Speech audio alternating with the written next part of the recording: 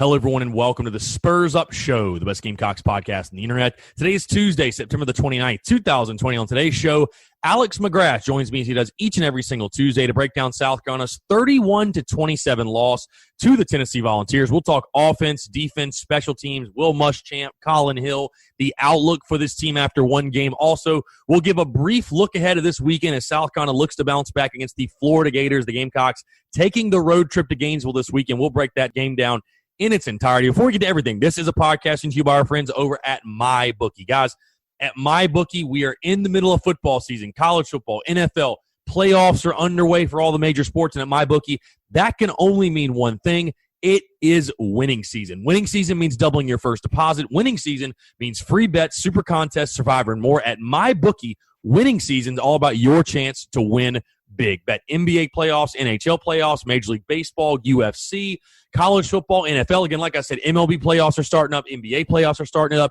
There's all types of stuff. It doesn't have to be sports. You can literally bet anything. The craziest sports time of your lifetime is here. It's simple, guys. Make your picks, win big, collect your cash, invest in your intuition. Select from hundreds of future bets, or you can bet games in real time with MyBookie's live betting. Put that big brain of yours to good use. Go to mybookie.ag. That's mybookie.ag. Use promo code Gamecocks. Again, mybookie.ag, promo code Gamecocks, and you're going to double your first deposit. Guys, new players get to $1,000 in free play. So listen, you go to mybookie.ag, put in promo code Gamecocks, you put in $1,000, they are going to match that and give you $1,000 of free play money to play with. So that means you can bet that $1,000. If you lose it, guess what? Doesn't matter. If you win, that money stays in your account. Guys, it's a win-win for you guys. It's designed to add more excitement to the sports you love and the games you bet. Thousands of cross-sports wagers, props, and parlays await. Sign up now to bet with the best and celebrate your victory. Again, guys, that's our friends over at MyBookie. That's mybookie.ag, promo code Gamecocks.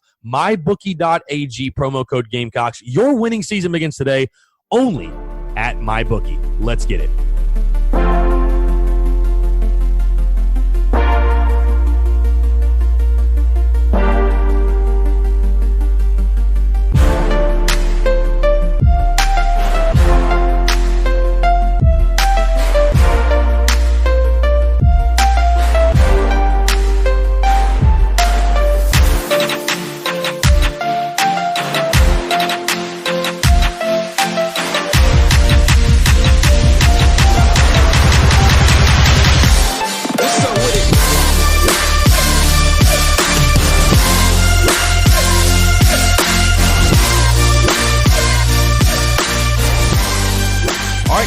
Spurs Up Show as he does each and every single Tuesday. Former Gamecocks football player Alex McGrath obviously jumping on the show today to help break down South Carolina's heartbreaking 31-27 loss to the Tennessee Volunteers. Alex, as always, appreciate you tuning in. I'll ask you first before we get to the game, how was your weekend? How did everything go outside of Carolina football? It was a good weekend. It was a good weekend. Got to play a little member guest down at Gainesville with one of my buddies. So we had a great time down there. Only to let the weekend slip away late Saturday night. So, that's typical life of a Gamecock fan, though. Yeah, so I was going to say very, very typical. Sounds like a very casual weekend for sure. Let's go ahead and dive into it. Like we joked last week, Alex, we were going to have a lot to talk about no matter what with this Gamecock football team. And it just seems like drama follows this group. And, I want to start with the positives. I do want to try to start with the positive because I was sitting there Sunday afternoon, Alex. Obviously, it's a very sobering thing when you're sitting there the day after and you've had time to really process and analyze. And, I was sitting there and there are positives to pull from this game. That's kind of the weird thing. A lot of the losses, I feel like in the Muschamp era, it just felt like one big negative. There are a lot of positives, in my opinion, to pull from the offensive side of the ball. And I want to start Collin Hill. I really thought him being QB1, I thought he gave me exactly what I expected. Guy looked like a leader. He knew the offense. He was in command of the offense. Was he perfect? No. But if you'd have told me he'd have thrown for 290 yards in his first career start in the SEC, first career start for South Carolina, I think everybody would have signed up for that. Had the nice touchdown throw. Again, I know he had the pick. He's got to be better, but kind of a freak play. Overall, I thought he played well. I thought Shi Smith, who I had posed that question all offseason about, is he ready to be the number one wide receiver? He's never done it. He looked electric on Saturday night, and I think in the backfield you have enough there. Again, none of those guys are Marshawn Lloyd, but I think you have enough there to where you can get some productivity out of the backfield. So, again, starting off on a positive note, and again, it was not perfect because the offensive line, there's a lot there to be desired. I mean, I talked about on the show, I don't think South Carolina is going to win a football game this year where it doesn't rush for over 100 yards. You rush for 89 yards against Tennessee. Just talk about what you saw from the offense as a whole as far as Collin Hill, the Collin Hill to Shi Smith connection.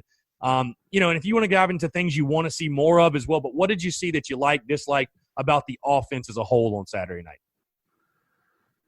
I thought, obviously they came out of the gates in a great way, getting that opening touchdown drive. So that was incredibly positive to see. I have absolutely no idea what happened between there and about midway through the third quarter.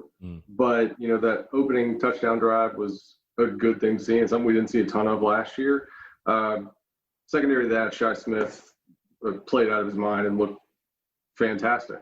He's certainly somebody that had to step up, and he did in a big way. So those are the two positives, I've taken out of it. Obviously, Tanner Muse had that drop there towards the end, which would have been a big first down. I thought he played well. Running backs team, we didn't rush the ball well by any stretch of the imagination, but they weren't putting us in big holes either.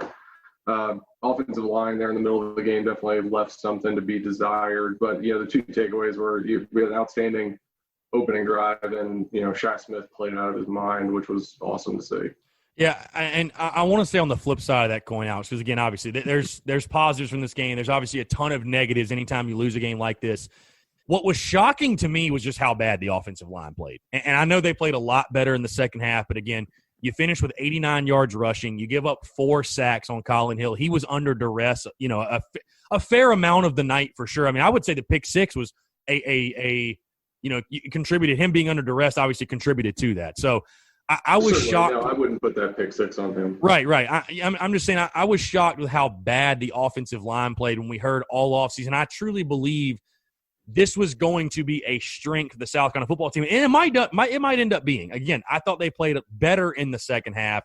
But it's like I just told you, and I ask you, would you agree that one of my biggest things, this team has got to get better as far as running the football. Again, a Mike Bobo offense, I just don't think it's realistic to go week to week to week asking Collin Hill. He threw the ball 39 times. If you'd have asked me before the game, over under 35 and a half or whatever the number you wanted to give me for passes for Collin Hill, no chance would he's going to get the 39 passes, and sure enough, he did Saturday night. And again, you had to do it, and you scored 27 points, and I do believe 27 should have been enough to win. But I think for this team, Alex, to have any type of success, if you're going to bounce back, to have any type of success in the long run offensively, it's got to start up front for this team. Certainly. And especially if we're going to go out there and preach, we've got to have a balanced approach. And I think it was, somewhere in the beginning of the fourth quarter, the SEC network announcers, showed that graphic where 35 and 35. So, if that's what we are going to do, certainly we've got to get better in that aspect. But at the same time, it didn't really seem to be where we were having a ton of success either. So it's just trying to juggle that, obviously, is, what you want to do. But, when, you got live bullets flying over your head, you got to kind of adjust in there. And I guess, to your point, I don't know that I would have expected Collin Hill to come out and throw almost 40 passes. But at the same time, I don't know that I would have expected us to, rush the ball 35 times for 2.5 yards of rush either. So who's to say on that? Right. Yeah, I think the big thing, Alex, is, we talked about, or at least I talked about all offseason. I know we talked last week about my fears of the offense and what my biggest concerns were going into kickoff for the offense. And it's so funny. I talked to somebody at halftime of the game Saturday night, and really after the game, you could say the same thing, though. It was almost like my fears were coming to reality in the sense that you watch this offense. And again, we've talked about the positives. I think with Collin Hill, if he has a clean pocket, he's got a really good arm. He showed a lot of zip. There's no question to me, and again, I don't want to get into the whole Hilinski versus Hill because believe it or not, I'm sure you've seen on social media, there are still people that are like, hey, are we ever going to put Hilinski in? When's Hilinski going to win? I'm like, guys, this is Collin Hill's team. I don't know what you want me to say. This is Collin Hill's team. Unless he gets hurt, Collin Hill is going to be, especially if he continues to play like the way he did Saturday night, Collin Hill's your guy moving forward. I don't expect to see Ryan Hilinski get in. This is not Steve Spurrier. We're not going to be interchanging quarterbacks. But again, I like what I saw from Collin Hill. I like Shi Smith overall as a weapon. I think he's probably going to have a good season. And again, I think there's capable bodies in the backfield, but my biggest fear came to reality in the sense that there just are not a lot of playmakers on this offense. They're just not outside of Shi Smith. I disagree with that. You don't think so? Well, see, here's my – I guess I would say specifically at wide receiver. I like Xavier Legette as a 2 option. My biggest fear moving forward, though, 2 wide receivers, 2 touch the football. You have to think at some point, for example, we're going to talk about the Florida game in just a second, but they're going to key in on Shi Smith. You're not going to be able to force feed it to him. He had 10 catches Saturday night. I mean, he's not going to do that every single week. So, again, I think there are athletes on this offense. I mean, Luke Doty didn't even see the field. Dak Joyner didn't touch it. Rico Powers, I know, got targeted but didn't touch it. There are other guys that can get the football for sure, but as far as proven playmakers, that's where you're lacking. And I guess it concerns me, Alex, moving forward that, again, these SEC defensive coordinators, they make a lot of money. They're paid a lot of money to scheme up defenses. And I have to believe, starting this week, certainly, teams are going to say, okay, we're going to take away Shi Smith, beat us in a different way. And I guess what worries me is who's going to be the guy? Who are going to be the guys? Who are going to be the playmakers that are going to step up for this South Carolina offense? Yeah, and I share that, and I'm with you there just because Xavier and Shi are obviously really good players that you can depend on at the receiver position. Like, what concerns me and what I think happened between that opening drive and then kind of how the flip got scripted and we were moving the ball much better in the second half was it somehow turned into a lot of dives and tunnel screen looking plays from Bobo. And like my fear, and I know we talked about this last week, is just kind of like, what are we getting with Bobo? Like, are we going to run this kind of pro-style conservative action? And, going back to kind of talking about the Ryan thing is like, you got to trust the guys that you trust to get out there and run the plays the right way. And so when I think of like Luke Doty not getting a snap or, Dak Joyner not getting any targets, did Josh Vann have any targets?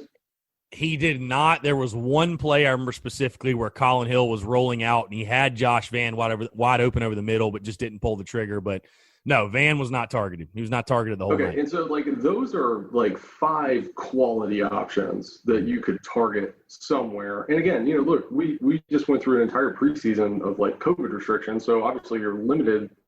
I don't know what the practice schedule was, but in some capacity, you're going to be limited on what you can do. So, it's like, all right, well, get them out there. See what you got. Throw on the ball. Like, put it down the field or – just throw them in there because you're not going to know what you got until you let them go through that. And it's the hesitancy to even do that that is concerning to me. I mean, look, Collin played well, I thought.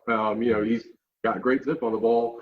But, you're looking at the stat sheet and looking at all that. I mean, it doesn't seem like an overwhelming difference from Walensky. But at the same time, if he knows the offense better and can make those adjustments at the line, then he needs to be the guy right now. But on the back end of that, not giving Doty, Dak, Josh Vann targets is what's concerning. Yeah. And it's like, I don't think those guys forgot how to play football between high school and now. Yeah, I would just say, I've seen a lot of, again, fans saying that, Collin Hill just goes the same guy over and over again. But my biggest thing is, like, again, you mentioned those guys that they're but on the flip side, I'm like, who else does he have to throw to, really? I mean, Shi Smith is the go-to guy. I mean, I'm not saying, and it's I didn't see – maybe I'm wrong. Maybe you saw it differently. I did not see Collin Hill put the ball in harm's way a ton. I didn't feel like there were a ton of throws where I was like, wow, he should not have thrown that ball. Like, a lot of times he was going to Shi Smith. The guy was wide open. I mean, it wasn't like it wasn't like he was throwing in tight coverage. So, I mean, listen, I'm of the thought process, just thinking ahead of this game with Florida.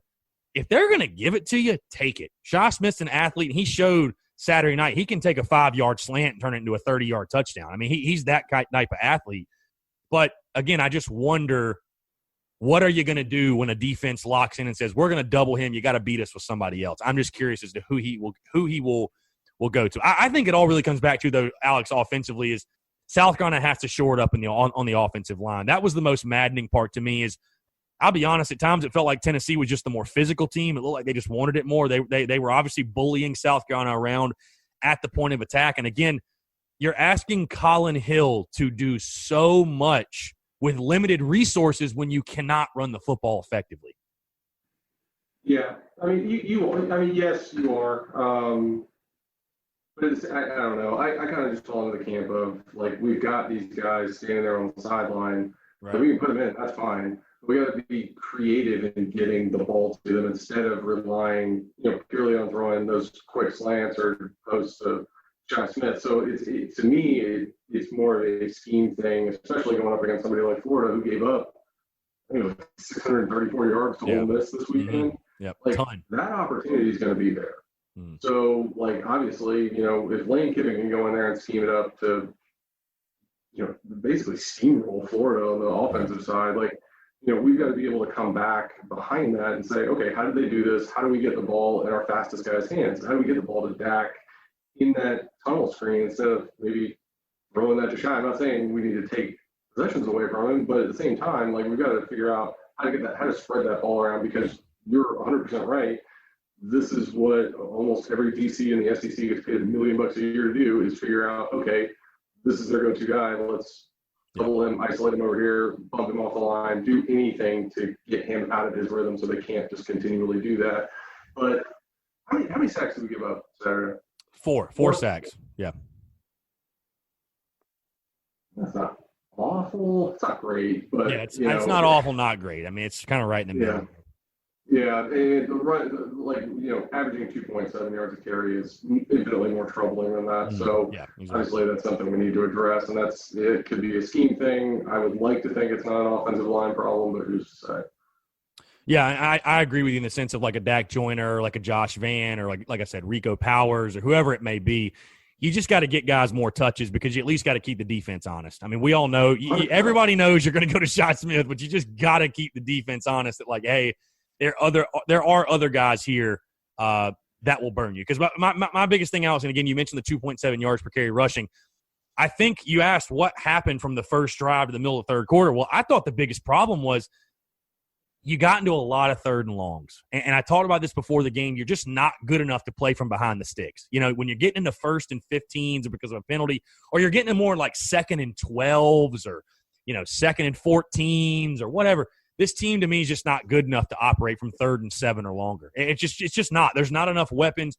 And I mean, you can really say that about almost any offense. I mean, when you can get to 3rd and 4s, 3rd and 3s, 3rd and 2s, you just open the playbook up so much more. Your possibility conversion, that percentage goes up so much higher. So it'll be interesting to see, because I think it's going to be a week-by-week thing. Again, what other weapons do step up for this Carolina offense? Now, Alex, let's talk about defense, because I did make the point on the show, because right after the game, I made the statement that I'm pinning this loss on the defense. And I still do hold the defense extremely responsible, because I just genuinely feel you score 27, you should win.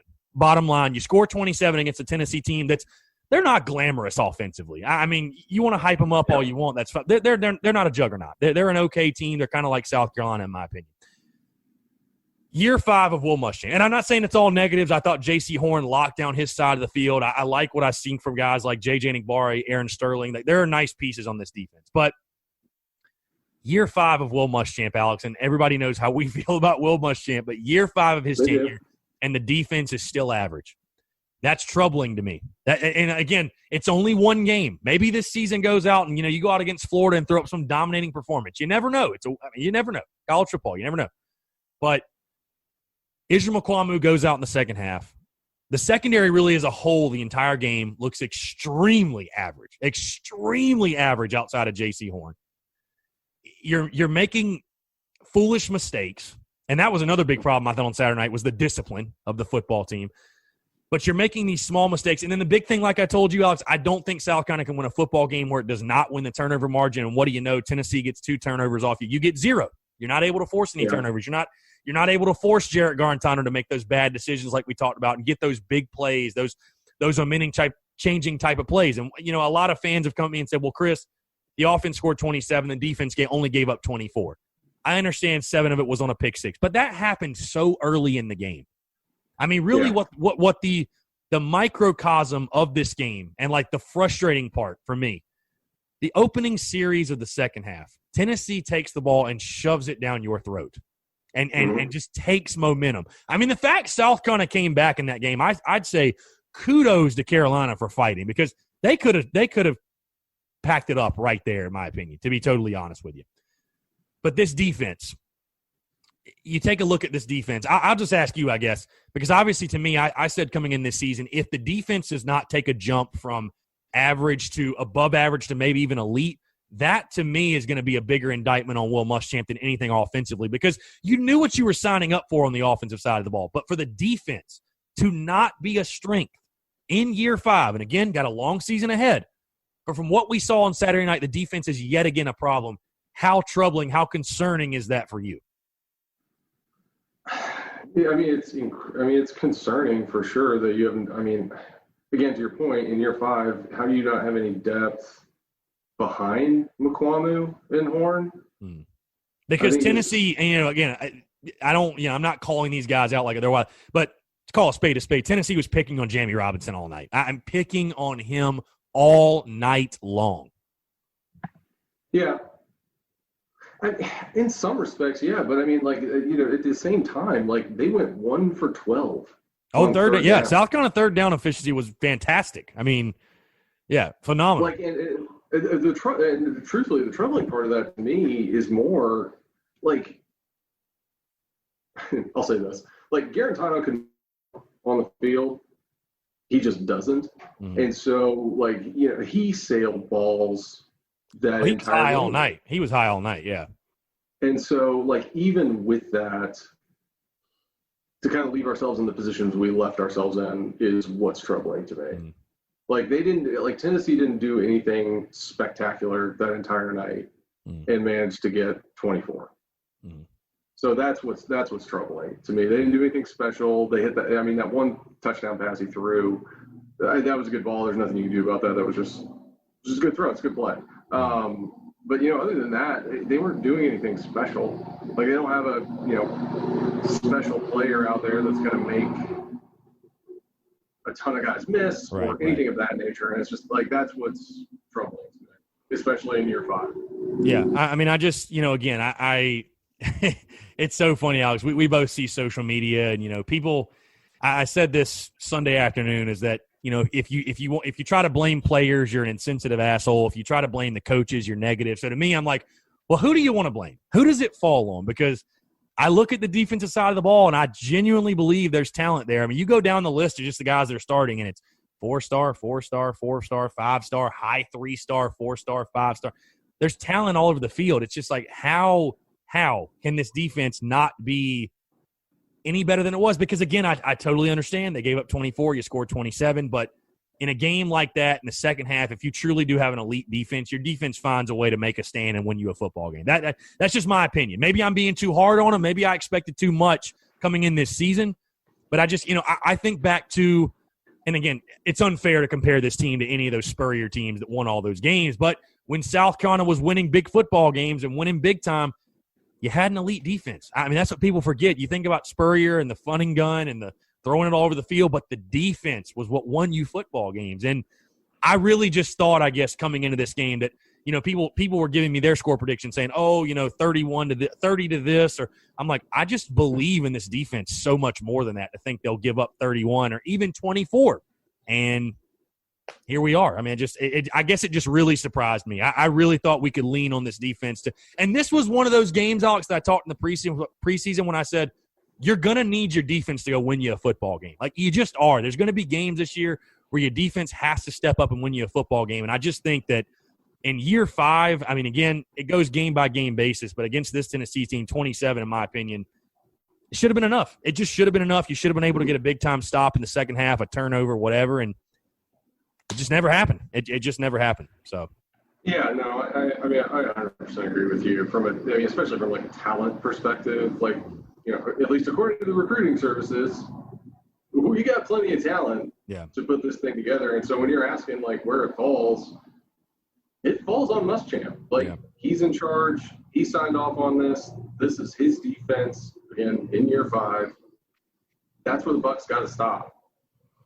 Now, Alex. We'll get better. Yeah. I was going to ask you because I think this is funny. We might actually disagree here, which would be interesting, or we might have some different views on this. But I want to take you back. Fourth quarter, 4 minutes to go. South Carolina's 4th and 12. They decide to kick the field goal. What was your immediate reaction? Did you hate the call, love the call? I'm curious to know, what was your thought process when they decided to kick the field goal? You go down 4. You're basically saying, we're going to lean on our defense with 3 timeouts, try to get the football back and go win the game. What was your thoughts on that? I hated it. I know via social media that you liked it, so let's argue. Well, and so here's the thing. It's not like I loved it. I understood it. And here's what I'll say. If it was 4th and 2, if it was 4th and 4, like if it was 4th and manageable, I would say I would have hated it. But this is just the way I viewed it, because you have to believe in your defense. I mean, you just have to. You really do. That's what I think, at least. I think you have to believe in your defense. If you believe in these guys, and you got to believe, but you have all 3 timeouts. To me, it would have been much more demoralizing had you gone down the field, went for it, and not got it and got nothing out of the drive, and then had to stop them. Then at least you get 3, and you have the opportunity to stop Tennessee and get the ball back. And it's not like the NFL where the clock's going to run. If you get a first down, the clock's going to stop. So you have a minute and a half is a long time in college football. So even with no timeouts, if they'd have went for it, I wouldn't have hated the call. I mean, obviously, I love being aggressive, but I guess I just acknowledge that 4th and 12, man, you're probably not going to get it anyways. So, and I mean, in the grand scheme of things, it did technically work. I mean, you were going to get the ball back, if not for the blunder on the punt. But I understand both sides of it. I'll say that. I mean, I'm not one of these people trying to argue, because I know there are some that like, this is the only way or this is the right way. I totally see it from your side, because I think the biggest problem with it, it's just so Muschamp. It's so conservative. You know what I'm saying? It fits him so well to kick a field goal down 7 with 4 minutes left. It's like a field goal, you feel like at that point does you no good. But I understand it saying, hey, we're going to cash in on 3. We have all 3 timeouts. We're going to lean on our defense. I had a bigger issue with calling a timeout after an 8-yard run on first down, mismanaging that whole situation after Tennessee had gotten the ball. But again, because you would think I'd be all over Muschamp for that, but I really wasn't. I was like, I understand the call. I think I could justify it being the right play in that situation. So my rebuttal back to you would be, what did you gain by kicking the field goal? Well, I mean, here's the thing. So what yard line? You were like the 30, correct? I think you're like Tennessee's 30 in that scenario? Correct. Okay, so again, if you get the 4th and 12, then you're right. It's the greatest call of all time. If you don't get it, they start at the 30 and you have 3 timeouts and you're down 7 and have to make a stop. Instead, you kick it off and they start at the 25 and you're down 4 and you have so I mean, I guess you gain that if you get the ball, you can go win versus tie it. I mean here again, my biggest thing, Alex, is I just don't think you're going to get it anyways. It's 4th and 12. Like, it's not 4th and 3. You know what I mean? Like, if it's 4th and 6 or shorter, you go for it. If you want to really argue, here's where the big problem is. Why do you run a screenplay on 3rd and 15? I mean, get yourself into 4th and I can't talk about that. Yeah, get yourself into a 4th and manageable where you can really justify going for it. Because again, to me, on 4th and 12, you're just so limited as far as options are concerned. I mean, to your point, I hear what you're saying. I do hear what you're saying, because in the long run, guess what? You lost the game anyways. I mean, it didn't. In that scenario, you could have said, you know what, screw it, we're going to go win or loss right here. We're not going to put it in the defense's hands, because we know we haven't stopped Tennessee tonight. So, well, it's not even really saying screw it, we're going to win or lose this right here, because you're really putting yourself in the exact same situation of, like, if you don't get it, okay, well, we got to stop them. We got 3 timeouts, and then we just have to go score. So the only thing it changed mathematically was, if we get the ball back, which is again why I wouldn't have kicked it there, because there's no guarantee you get it back. Right. You're gonna win if you can go down and score, because and then again you could be facing a 4th and 12 from that scenario too. So it's just really like, you're not saying you don't have faith in the defense or anything like that. It's just like, okay, well, we've got 3 timeouts. We go for this where we think we're gonna get another shot.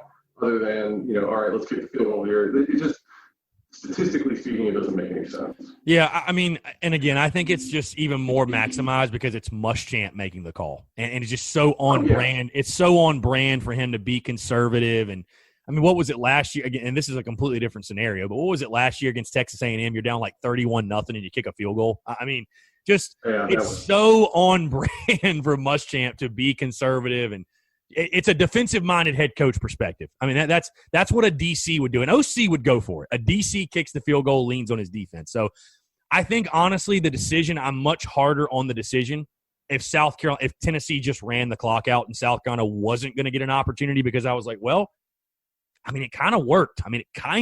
Again, you know, what happened, but always I can live with Carolina fans wanting South Carolina to side on the aggressive side. I get it. I mean, I always be aggressive. I can live with that. But I just thought it'd be interesting because, again, I see both sides of it. I mean, I'm not like indicting fans that thought they should have went for it. I feel, you know, I'd have been fine with it. I really would have. I just don't think we probably get a 4th and 12. It really brings me back, though, speaking of Muschamp, you know, we've talked offense, defense, we can talk special teams, but what this game really came down to, Alex, in my opinion, was you just made too many small, dumb mistakes to win a football game of this caliber. You know, you talk about some of the play calls that put you behind the sticks, but you talk about J.J. Enagbare getting a personal foul, unsportsmanlike conduct when you get a stop on 3rd down. You talk about you get down in the red zone, Xavier Legette has a false start, sets you up 1st and 15. There were just things that happened in this game, disciplinary issues, small mistakes that Carolina made. And again, they're not huge mistakes in the grand scheme of things, but mistakes you just cannot make and win a football game of this magnitude. No, you're 100% right. I mean, it's mistakes you would expect from a first week game. Yeah. And it happened to come against Tennessee this time and not South Central Louisiana State University. Coastal, if we played them. Yeah, Coastal. Yeah, sure. But, you know, you kind of going back to where you're talking about kicking the field goal for just like a last point. Ultimately, the issue I have with it is you had a 3rd and 15. Yeah. Instead of trying to get yourself closer, you threw a screen pass. So that was the play from – You were being conservative from the 3rd down play. Like you were almost playing for the field goal. You were playing. We were playing for the field goal. Yeah. And I don't like. So I don't understand what you're gaining or losing by being more aggressive there. In that regard, I 100% agree with you. Yeah. I mean, that's You have to. You know, you're down 7 at that point. Yes, I agree with you 110%. You've got to get more aggressive earlier in the series, so you don't get into a 4th and 12, or you don't get into even a 3rd and 15. I mean. Yeah, I agree with you 100%. And so that's a small takeaway. But then from there, talking about like the small mistakes, I think that's just amplified because of the situation we're in, where you're playing an SEC game week 1. You know, honestly, it was pretty clean from a penalties perspective for the most part. I was trying to think back. I don't think there was one holding penalty called.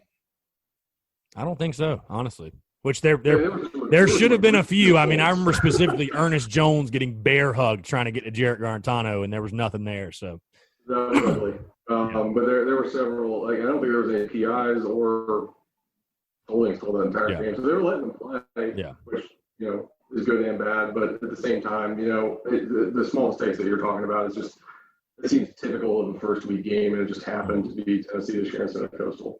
For sure. Alex, before I get you out of here, let's talk a little bit about the Florida game upcoming this weekend. Obviously, Gamecocks opening as a 3-touchdown underdog. Florida now ranked number 3 in the AP poll.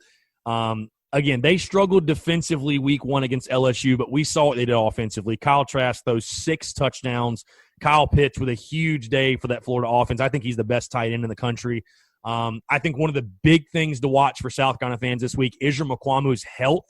The status of him, he is day-to-day right now with a groin injury, and Muschamp says he doesn't feel it's that serious, but we all know how Muschamp is with injury reports.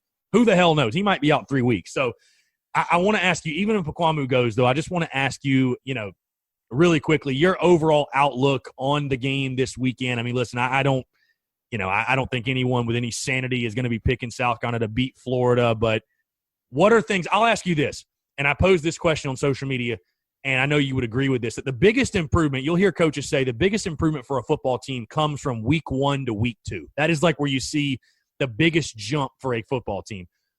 Where is the area that you want to see the most improvement on from that Tennessee game to the Florida game this weekend? Flexibility and offensive play calling. I'll just say this now. Like, Florida's going to score. Yeah, and they're probably going to score a lot. Yeah. Right? So what I don't want to hear or see is any of our coaching staff talking about we have to be balanced, we have to be balanced, we have to be balanced. Because you and I both know that what Muschamp's going to want to do is control the clock and control the ball. But if we learned anything from the Tennessee game is that's not really our strong suit at this point. And so, like, if Florida's going to run up and down the field, or they're going to try to run up and down the field, we have to match that. We can't make 8-minute drives and kick field goals. Mm-hmm. We've got to score. So, hey, what Coach Spurrier used to say? Kicking's for losers. Hate kicking field goals. Field goals are for basketball. So, like, looking at it in that perspective, like, I it is my sincerest wish that we walk into this without any shred or thought in our head, like, we've got to stay balanced. Like, look, if anything, from that first week, like, our strength was throwing football around. And so, obviously we've got to integrate other guys into that system, and I sincerely hope that's what's the focus of practice this week. But in that same vein, like, we've got to be able to match them going up and down the field. And what I don't want to see is us get in there and try to be conservative and just play keep away from Florida, because I don't think we can do that. So if we're trying to give ourselves the best chance to win, the best chance to win is to be as aggressive as possible on offense and not walk in there and be like, we're going to go 35-35. Like, that's what I want to see in the fourth quarter. So that is my sincerest wish for this weekend. For sure. Well, Alex, it should be fun. Should be a blast. We'll see if South Carolina can pull the big upset. I was talking to somebody else the last time South Carolina went on the road and played the number 3 team in the country. Well, it was in Athens, Georgia last year, and played them at noon as well. And Carolina was able to pull out the upset. So maybe we'll get some magic again, man. It's always a pleasure to talk. Obviously, we'll do it again. Yeah, it's not impossible. It's improbable, but it's not impossible. So we'll see if it happens. We can certainly cover. Yeah, we can certainly cover. There's no question. We can certainly cover. Hey, good teams win, great teams cover. Hopefully we can cover, be a great team. So, Alex, always a pleasure, man. We'll do it again next Tuesday. Appreciate you as always, my friend. Absolutely, buddy. For sure. He's Alex McGrath. I'm Chris Phillips. We appreciate you guys tuning in, and we'll catch you next time episode of the Spurs Up Show.